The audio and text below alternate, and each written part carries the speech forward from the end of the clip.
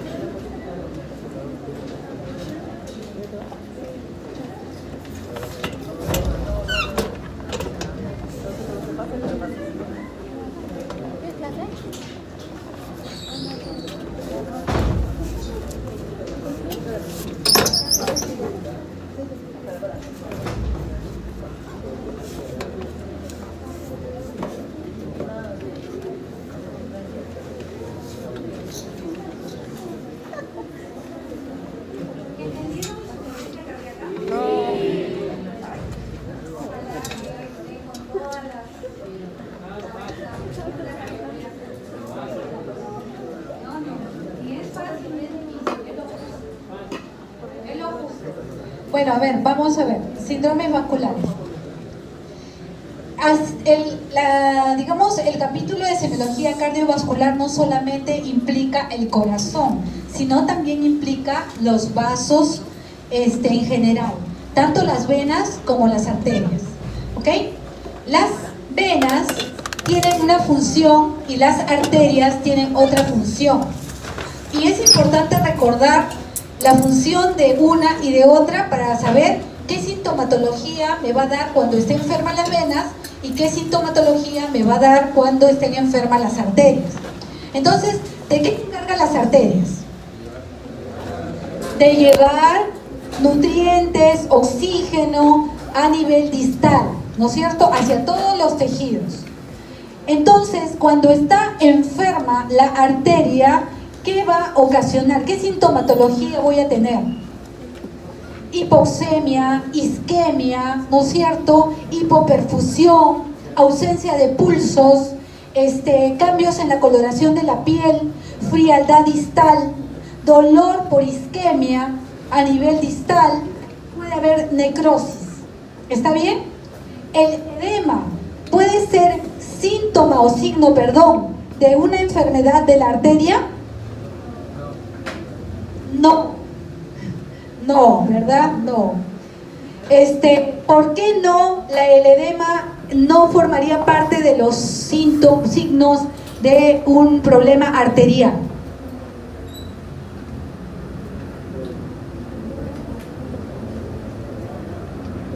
Porque para que haya edema tiene que haber éstasis, tiene que haber pasaje de líquido del vaso hacia el intersticio. Y la arteria, ¿qué hace? ¿Envía sangre o recoge sangre? Envía sangre. Entonces, ¿de qué manera va a provocar edema? No puede provocar edema. En cambio, ¿quién sí recoge todos los detritus, producto de los desechos de las células, de los tejidos? Las venas. Entonces, ¿cuál será la principal sintomatología que tendrá la patología de las venas? Los edemas de miembros inferiores o del lugar, digamos, afectado, ¿ok? Pero también tiene diferentes otras alteraciones las venas. No solamente hay problemas de edema, sino también puede haber distrofia de la piel, puede provocar úlceras, puede provocar calambres, puede provocar dolor también, pero que tiene algunas diferencias con respecto a las arterias. En esta oportunidad yo les he preparado más bien una clase completamente diferente a las otras, por lo tanto no va a estar igual que las copias que ustedes tienen ahora, ¿ya? ¿Por qué? Porque yo lo que quiero es solamente que fijen estos conceptos muy importantes, porque es algo que ustedes lo van a ver con frecuencia. Por ejemplo, vamos a comenzar con el síndrome de isquemia crónica de las extremidades inferiores. Vamos a hablar de tres temas fundamentales, ¿ok? Vamos a hablar de la enfermedad arterial periférica, pero dada por el síndrome de isquemia crónica de las extremidades inferiores. La otra, que es la isquemia aguda, de las arterias, ¿no es cierto? Estamos hablando de isquemia, no puedo decir isquemia cuando digo vena, ¿ok? Entonces estamos hablando de arterias. Y la otra es 1 o 2 síndromes de la parte venosa. Entonces, con respecto al síndrome de isquemia crónica de las extremidades inferiores, definitivamente acá va a haber una disminución de aporte de oxígeno, por lo que ustedes mismos me han dicho, va a haber una reducción crónica del flujo sanguíneo, y una de las principales causas de esa enfermedad o de este síndrome es la arterioesclerosis o la arterioesclerosis de las extremidades.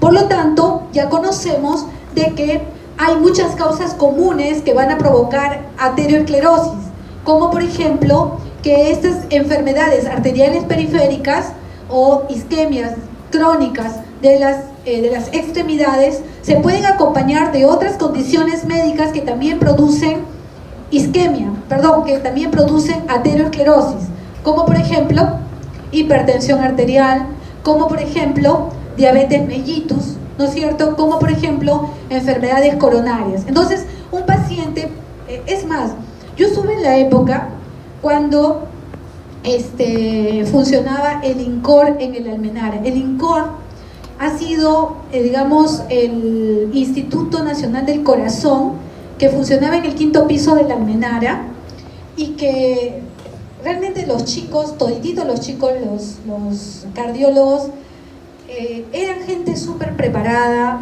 eran gente que iban y se capacitaban, se iban al extranjero, permanentemente estaban, digamos, a la vanguardia de todo. Entonces, habían unos excelentes médicos y hicieron cosas excepcionales, realmente se atrevieron a muchas cosas, eran muy atrevidos. Y eso es bueno. Que hicieron avanzar tremendamente la cardiología, tanto es así que la gerencia apostó por ellos y se hizo el Instituto Nacional del Corazón, que queda ya ahorita en Jesús María, creo, ¿no? El INSE, y que es todo un monstruo, ¿no?, que tienen ahí. Pero estos chicos hacían, cuando venía un paciente por infarto de miocardio, no solamente hacían todo el cateterismo para ver el problema de cómo estaba la perfusión de las arterias coronarias o del miocardio por las arterias coronarias, sino que inmediatamente también hacían estudio de las arterias de las extremidades, porque sabían que la fisiopatología que comprende arteriosclerosis es donde hay arterias. No solamente va a haber arteriosclerosis en las piernas, nada más. Hay arteriosclerosis en donde haya vasos, porque las causas son comunes. La dislipidemia, la obesidad, la mala alimentación, la diabetes, la hipertensión arterial son expresión de condiciones sistémicas. Por lo tanto, había justamente eso. Entonces, no había piernas que se escaparan justamente de la evaluación cuando venían por problemas o valvulares o problemas, digamos, coronarios.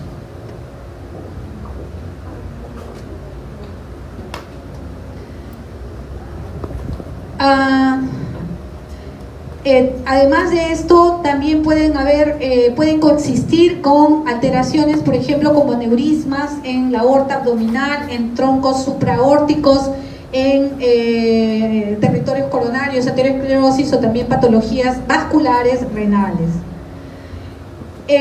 La sintomatología puede ser desde asintomática hasta puede ser progresiva, lenta o rápida, muy sintomática, es decir, es variable. Sin embargo, algo que caracteriza es que hay bastante fatiga de los miembros inferiores, comienzan a quejarse de esto, de fatiga, de cansancio, un problema muscular a nivel de los miembros inferiores, con mucha sensibilidad al frío, con presencia de adormecimientos, hormigueos, que son las parestesias, con presencia de calambres, que los presentan sobre todo a nivel de las pantorrillas, presencia de claudicación intermitente, que se caracteriza justamente esta claudicación por la presencia de dolor a nivel de los miembros inferiores, que se presenta cuando el paciente está caminando o está haciendo algún esfuerzo físico, generalmente caminando, y que cuando aumenta la demanda de oxígeno de esos músculos de las extremidades justamente al momento de caminar, es cuando se hace mucho más grosero y severo el hecho de que no hay aporte porque hay una alteración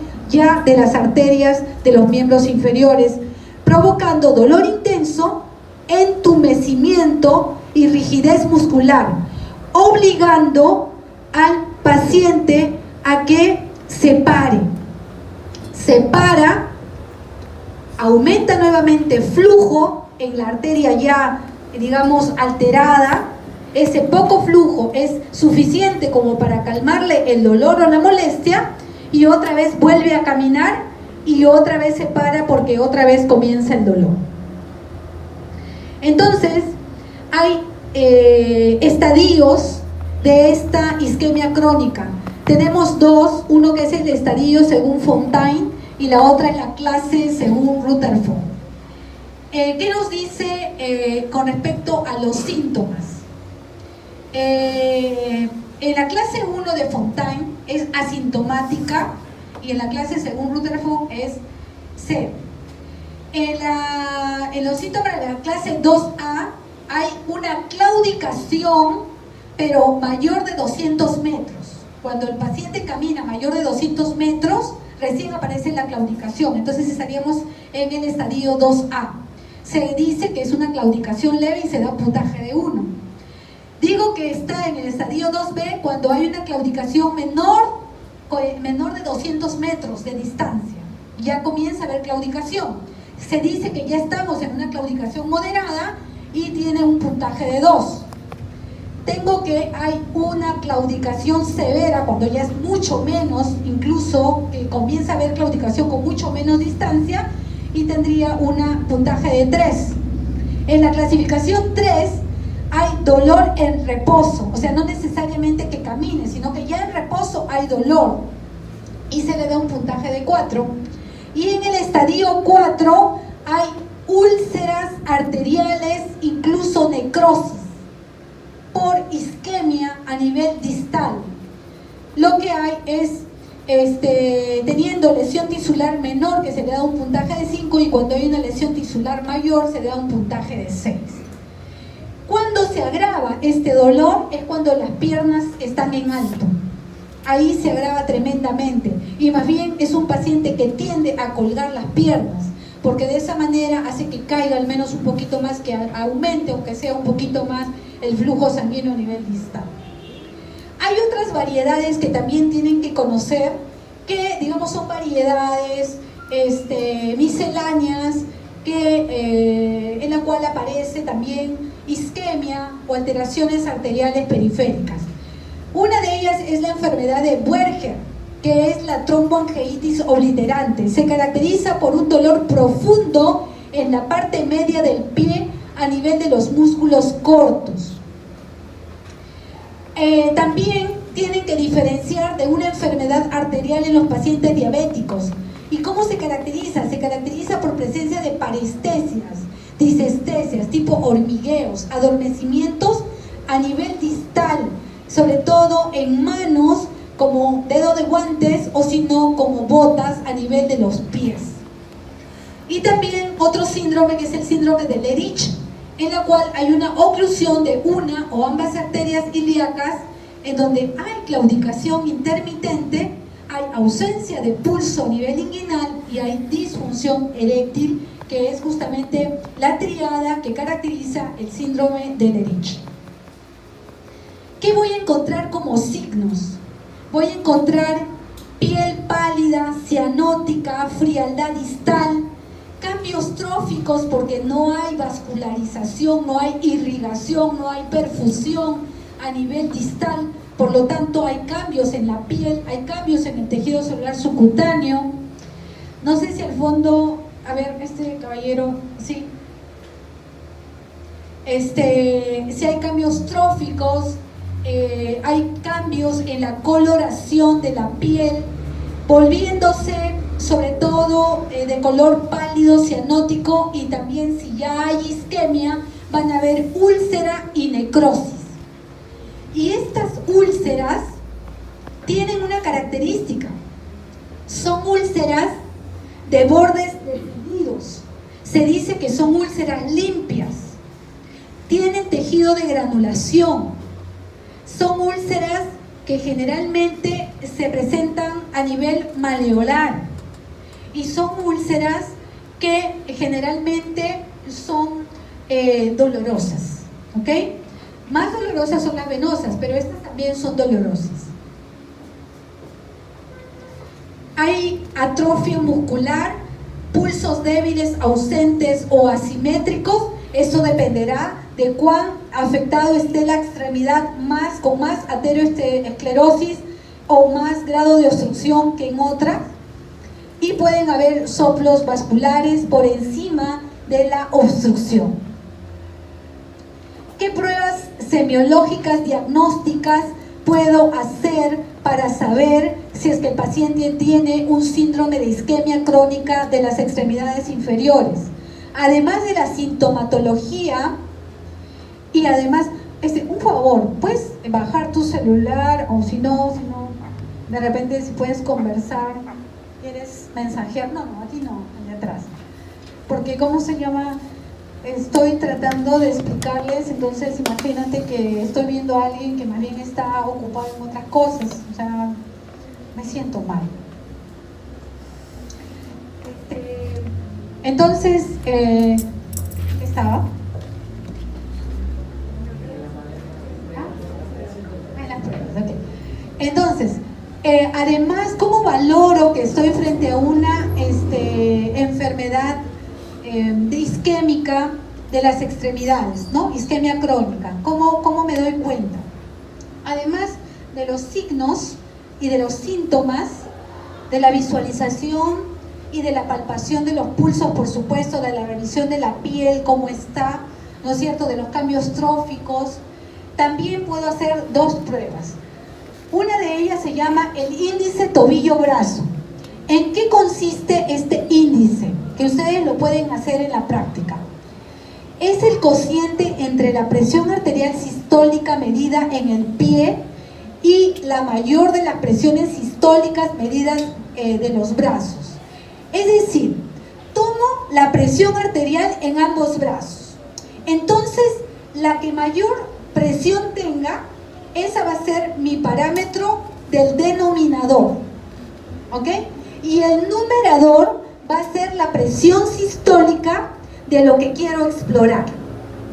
Digamos, en este caso sería de la presión del pie, de la zona media del pie. ¿Está bien? Entonces, lógicamente de la pierna afectada, ¿no? O sea, si yo pienso que la afección de la extremidad de la isquemia es mayor en el lado derecho, lo hago en el lado derecho. Si es en el lado, derecho, si es en el lado izquierdo, lo hago en el lado izquierdo. Si pienso que es en los dos, pues hago el índice brazo-tobillo de ambos lados, ¿ok? Entonces, la presión arterial sistólica mayor del brazo es mi denominador y mi numerador es la presión arterial sistólica de la zona media medida en el pie. Entonces esto me va a dar un índice, un cociente. Será normal cuando tengo de 0.9 a 1.15. Si tengo menor de 0.9, entonces me indica que sí hay estenosis a nivel de las arterias periféricas. Si hay un índice menor de 0.5, indica que hay una isquemia crítica. ¿Ok? ¿Se entendió? También puede haber esta otra, sí, la mayor presión arterial en los brazos. Por ejemplo, si acá encuentro una sistólica de 160 y acá de 150, mi denominador será la 160. ¿Ok? Entonces, ¿qué pasa cuando está en 0.92? En 0.91. Entonces, o en 0.89. Entonces voy a tener duda, ¿no? Voy a decir, ¿será? ¿No será? Entonces para eso aplico esta otra, que es la prueba de la marcha sobre el tapiz rodante. En esta se usa cuando se tiene valores límites del índice tobillo-brazo y se usa para objetivar la distancia de claudicación. Es decir, se mide el índice tobillo-brazo antes y después de un esfuerzo. ¿Cuál va a ser el esfuerzo? Hacer una caminata o en esas que son las caminadoras por faja, ¿no es cierto? Y entonces, pero primero se hace la medida del índice tobillo-brazo y después de la caminata se vuelve a medir otra vez el índice tobillo-brazo. Si la causa de dolor que obliga a parar la prueba es la isquemia, entonces la presión a nivel del tobillo tras el esfuerzo debe ser claramente inferior que la basal. Y es decir, generalmente es menos de 50 milímetros de mercurio. ¿Okay? Cuando hay este cambio, luego de tomar las presiones, o sea, los índices, y vemos que hay un cambio de la presión, entonces estamos hablando de que efectivamente es una enfermedad isquémica crónica de los miembros inferiores. Ahora, así como hay una isquemia crónica, también tengo una isquemia aguda. Y esto es una situación de emergencia que ustedes tienen que reconocer porque van a tener la oportunidad de encontrarlo, digamos, como causa de ingreso, como causa de consulta, pero también como parte de las complicaciones que tiene el paciente cuando ya está hospitalizado. Se produce cuando hay cualquier empeoramiento brusco de la perfusión arterial de una extremidad con riesgo de pérdida de la misma. Es decir, que este paciente es una emergencia porque puede perder la pierna, se puede amputar la pierna. ¿Y por qué? Porque la isquemia que produce necrosis va a provocar, o es la gangrena que ustedes conocen, que rápidamente proliferan gérmenes y es una emergencia porque puede terminar en una septicemia y muerte. Por eso que rápidamente tienen que cortar, hacer la amputación respectiva. Entonces, ¿cuáles son las causas? 1. Émbolos. Émbolos locales o émbolos distales. Un émbolo distal, por ejemplo, una fibrilación auricular, un trombo a nivel de las cavidades cardíacas que manda a distancia y justo da a nivel de las arterias de los miembros inferiores. Émbolos locales, por ejemplo, que tenga un trombo a nivel de las arterias ilíacas, por ejemplo, o de la arteria femoral y que de repente se desprenda y vaya a nivel distal a ocasionar una oclusión completa. Trombosis primaria, es decir, que la aterosclerosis está propiamente dicho en la propia arteria a nivel distal y ahí está provocando justamente la formación del trombo, ocasionando la obstrucción total.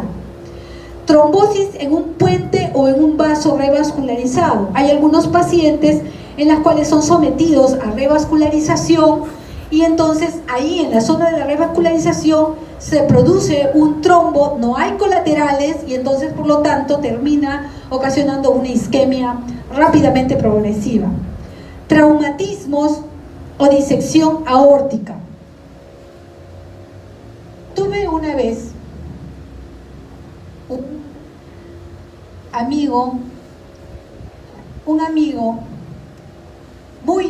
pero muy querido, colega, que estando en la Universidad de la Agraria, ya estaba saliendo de hacer unos trámites en la Universidad Agraria, digamos, está dirigiendo su carro dentro de la universidad, está pasando por digamos, un árbol, ¿sí? Y de pronto un proveedor con una furgoneta le embiste a mi colega, tirándolo contra el árbol, toda la parte frontal del auto a una velocidad bastante alta, a pesar de que estaba dentro de, digamos, de un ambiente dentro de la universidad, y le da en toda la parte de la pierna derecha.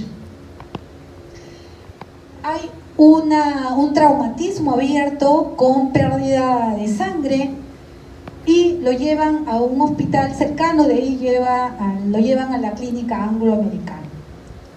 Tenía altísimo riesgo de perder la pierna con desarticulación, porque la pierna estaba fría, estaba pálida, estaba cianótica, no había pulso, ¿sí? Y prácticamente había una atricción se dice cuando hay una, digamos, rompimiento de tejidos justamente por este choque. Yo no sé quién es. ¿Ya acabó? ¿Van a venir? ¿Sí?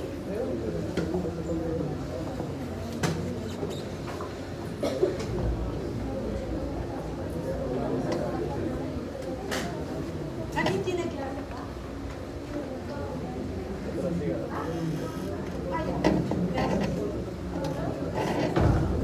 Bueno, entonces este doctor tuvo la suerte, por eso que hay que ser buena onda, buena gente, hay que ser siempre el bien, no hay que copiar en los exámenes, no hay que sacarle la vuelta a las reglas.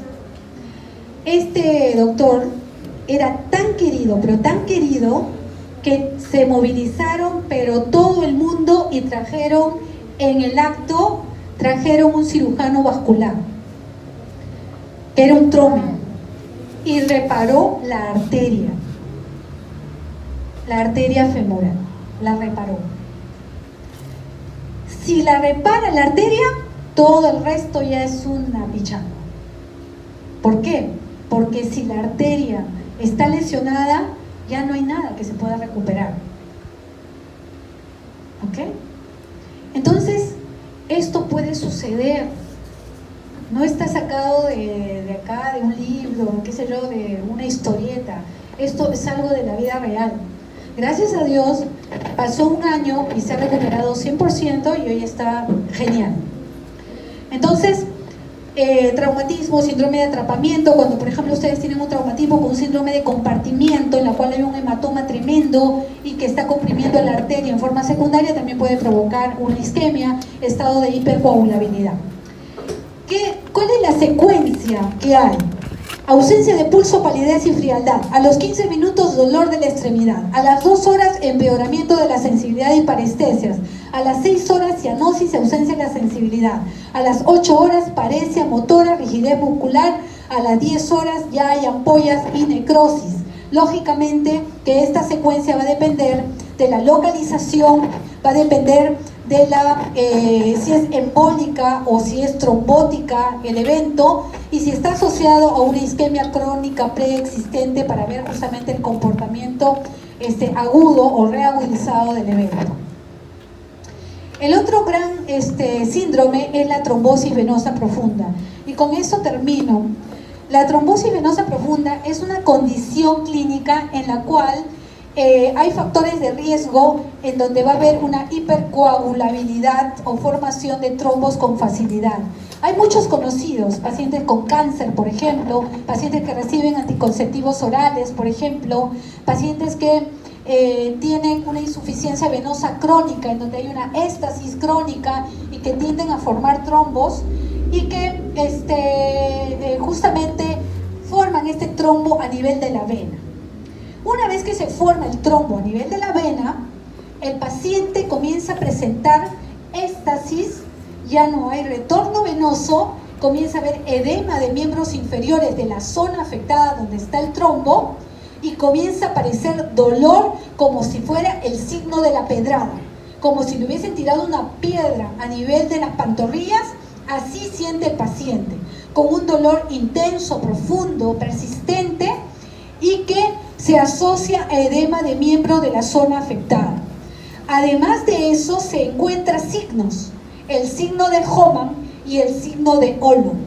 El signo de Hohmann viene a ser la dorsiflexión del pie, y al momento que se hace la dorsiflexión del pie, hay un dolor intenso en la zona de la pantorrilla o de la zona afectada de la trombosis. Y el signo de Olo es aquella en la cual se reproduce dolor en la zona de la trombosis, presionando la zona de los gemelos. Entonces, por lo tanto, el paciente es un evento muchas veces brusco, aunque también hay trombosis crónica. generalmente cuando son pacientes con hipercoagulabilidad por un cáncer, pero la mayoría de las veces son eventos agudos. ¿Cuál es la complicación que tiene estas trombosis venosas profundas? 1, puede provocar embolia pulmonar. 2, puede provocar este síndrome. Entonces, hay edema, hay limitaciones, se puede conocer si es una trombosis sobre una insuficiencia venosa crónica, si yo veo que hay cambios en el paciente, tróficos de la piel, hiperpigmentación, distrofias de la piel, varices, venas, entonces diré que esta trombosis está asociada a una insuficiencia venosa crónica. También pueden haber historias en estos pacientes que tienen trombosis por insuficiencia venosa, de historia de hormigueos, de prurito, ardor, dolor, pesadez. Agravan estos pacientes sus molestias cuando cuelgan la pierna y más bien las elevan. Entonces acá tenemos el signo de Hohmann. Este sería el signo de Ollom o Hohmann.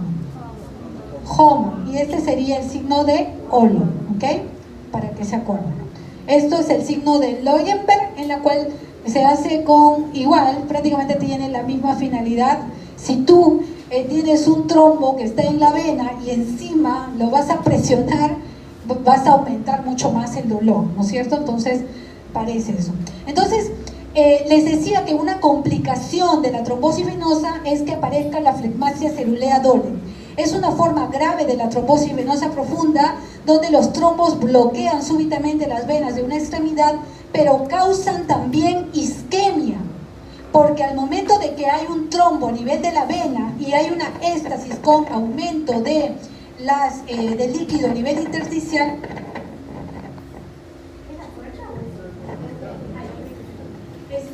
entonces va a provocar un colapso de las arterias también por la ocupación del líquido a nivel intersticial. Entonces, este líquido a nivel intersticial, por el edema importante que hay, hace que comprima o colapse a las arterias, provocando isquemia. Entonces, la forma de presentación puede ser a través de la flegmasia alba dolens o la flegmasia cerulea dolens. La alba dolens es trombosis venosa profunda, pero con venas colaterales permeables, en donde solamente hay palidez. Y la flegmasia cerulea dolens, propiamente dicha, ahí no hay prácticamente venas colaterales y ya hay cianosis importante. La flegmasia cerulea dolens es reversible, pero digamos cuando se actúa a tiempo. Sin embargo, puede ser irreversible cuando ya hay una hipoperfusión por el colapso, por el edema a nivel de la arteria, pero ya produce hipoperfusión e isquemia con gangrena. Eso ya no es reversible, por más anticoagulante que le den. Entonces, existen factores desencadenantes. Generalmente hay que ver, no cualquiera te hace flegmasia cerulea dolens, no cualquiera, tienen que haber condiciones. Por ejemplo, cuando hay enfermedades malignas, cáncer, cuando ha sido sometido a cateterismo, cuando se asocia a una trombocitopenia inducida por heparina, cuando hay cirugías recientes, cuando hay síndrome antifosfolípido. El inicio es de dolor súbito seguido de edema y cambio de color de la piel. En un edema cualquiera, en una trombosis venosa cualquiera solamente hay edema y dolor, nada más, puede estar algo caliente. Sin embargo, en la flegmasia cerulea dolens, además hay cambio de coloración de la piel como si fuera una isquemia, con cianosis, incluso con palidez, ausencia de pulsos o disminución de pulsos, incluso puede llegar a la gangrena. ¿Ok? Muchas gracias.